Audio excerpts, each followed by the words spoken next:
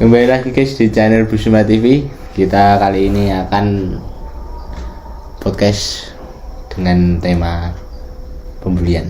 Dan sekarang kita ada bintang tamunya lagi, Mas Tegar.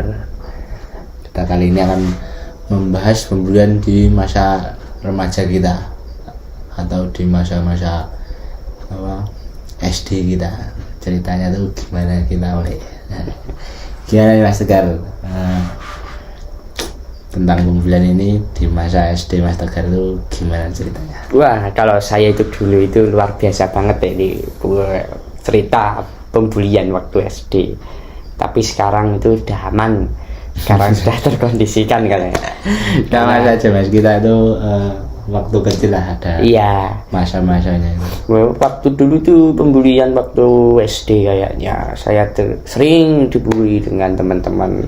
Saya sering itu juga ecek-ecek oleh teman-teman karena saya itu yang paling badannya menurutku itu paling kecil lah. Iya, waktu itu paling kecil banget saya.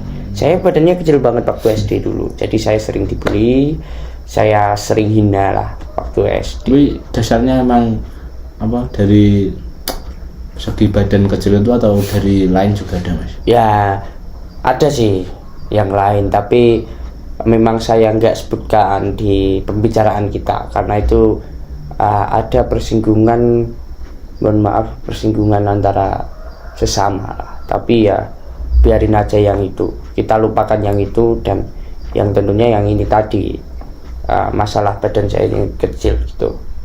Karena kan saya itu waktu SD kecil banget itu. Waktu SD itu kecil banget ini. Waktu SD ini sangat kecil. Tapi sekarang udah alhamdulillah ya Mas, udah nggak ada lagi. Ya gimana sih ya, kayak gini aja sih. Kita nih jam berapa nih Mas ini ya? Jadi ini teman-teman ini direla-relain podcast nih. Jam berapa ini? Pagi guys ini guys. Ya pagi guys. karena udah subuh.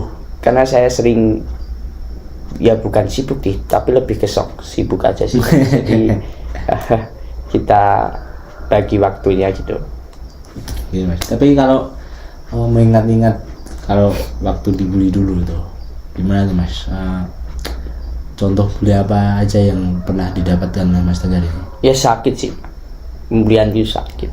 Saya mendapatkan pembulian pengejekan dan seharusnya yang telinga di umur-umur saya nggak kedengeran harus denger juga kayak gitu. Tapi saya berpikirnya gini, yang penting itu anak saya nanti nggak digituin gitu. Yang penting di masa depan anak saya biar nggak kayak saya, jadi biar beda aja gitu. Tapi cerita sedikit boleh nggak Mas? Pembulian terparah Mas Tegar selama SD itu apa aja? Saya itu pernah dipalak waktu itu 5.000 kayaknya. Oh, sampai malakan gitu ya Mas? Iya, sampai malak gitu. Kalau masalah pembulian ini gimana sih dampaknya buat ibaratnya kedepannya Mas Tegar tuh maksudnya habis? Dia jadi mentalnya harus dikorbanin mental. Tapi saya terakhir dibully itu karena saya itu berani. Karena mental saya yang berpikir dengan keras. Saya memutuskan untuk berani karena di keluarga saya ini kalau di keluarga saya ini nggak ada pikiran keras. Maksudnya nggak ada pikiran untuk jaga harga diri gitu. Jadi gimana ya? Nggak bisa lah. Karena pikiran di keluarga saya itu kalau keluarga saya nih ya orangnya halus semua, jadi disuruh untuk memaafkan. Tapi kalau kita memaafkan terus menerus nggak bisa gitu. Posisi kita juga terdesak gitu kan nggak bisa Mas? Nggak bisa kalau kita terdesak gitu. Apalagi masih kecil kan masih. Iya belum tahu. Dendamnya kita itu belum masih tahu. Tinggi lah. Masih tinggi lah. Oke. Kalau kamu pernah itu? Wah, saya aja sama aja Mas. Jadi tapi ngeri juga ceritanya. Wah, ngeri. Kita sama-sama nasib yang sama. Tapi kalau pemalakan saya tidak menemui lah, alhamdulillah tidak menemui. Ya cuma dibully soal badan saya juga pernah dibully, tentang kehidupan saya juga pernah. Oh iya gitu. diejek-ejek gitu lah, terus sampai yang dikucilkan lah ibaratnya. Kalau dibully kan mesti dikucilkan mas. Iya ya, pernah. Dikucilkan terus karena itu kita di SD nggak punya teman. Iya. Ini saya sambil ini ya mas wedang jahitnya. Oh mas, monggo mas. Tapi kalau pembulian ini sangat parah, karena kita kalau terlalu itu sangat mentalnya anak ini kita jadi. Iya mas, kalau masalah bully itu gimana mas? Iya. Kalau orang itu kuat, itu mentalnya dia bagus, dia jadi mental pemberani udah. Iya. Pasti kalau orangnya penyabar dia jadi mental legowo. Kasihan beliau. Nah, tapi kalau orangnya yang dibully tapi mentalnya ngedon juga. Kalau mentalnya ngedon, gangguan juga mas. Pastikan anak teman-teman jangan ada yang pernah kebuli, jangan ada yang pernah dibully juga. Pastikan. Berikan pembimbingan guys, ibaratnya berikan. Ibaratnya jadi anak kalian jadi pembuli juga dibimbing biar nggak jadi pembuli gitu. Biar nggak jadi pembuli gitu. Ya sebenarnya tuh gimana? Pembuli itu kan berawal dari orang yang tega, terus itu dia tuh nggak suka dirinya dilebihin sama orang lain. Jadi dia membuli yang melebihin kita. Jadi untuk orang tua ya harus diperhatiin kepada anak-anaknya gitu ya. Iya, karena itu sangat bahaya banget itu. Iya, pembulian tuh sekarang tuh apalagi marak pembulian sampai ibaratnya di rumah pun dirundung sama teman-temannya. Iya. Belum lagi di sekolahan gitu. Iya, di sekolahan sampai ada yang dihajar bareng teman-temannya sampai berdarah-darah sampai masuk rumah sakit tuh. Itu udah. Tapi kok ada ya sekolahan itu waktu gua dulu itu lihat di YouTube juga sih.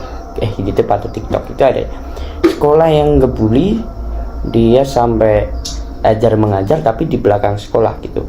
Dan waktu balik ke sekolahan itu udah bonyok. Ya harusnya tuh guru lah lebih mengamati, lebih perhatian detail gitu. Anaknya gitu. Misalnya itu sangat meresahkan itu. Pembulian itu. Nah, nek pesani masnya apa untuk pembulian ini? Ada pesan-pesan? Pesan-pesan pembulian ini tuh gimana? Biar enggak merajalela, biar enggak ada lagi. Ini pesan-pesan yang dari masnya ini apa? Kalau dari saya tuh untuk itu lagi pakar pendidikan, ibaratnya guru yang ada di sekolah itu lebih memperhatikan agar pembulian itu tidak terjadi marak. Semakin tinggi itu gimana caranya itu harus diperhatikan. Terus kepada guru-guru yang tahu jika muridnya dibully itu dia tuh harus beri perhatian lebih lah agar siswa yang terkena bullying itu mentalnya tidak down gitu. Ya benar banget sih ya. Benar banget ini mas. Masalahnya tuh gimana mas, kita juga udah pernah lah dibully kita udah pernah rasain gimana rasanya dibully tuh mas. Jadi, sakit banget waktu itu. Adik-adik kadang ada dendam gitu, ada dendam kita tuh harus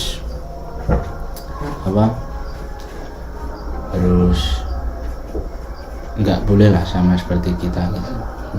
Jangan merasakan pembulian itu gitu. Jadi teman-teman perhatikan anak teman-teman ini sekali lagi. Jangan ada yang kebuli sama murid-murid, untuk guru-guru ya.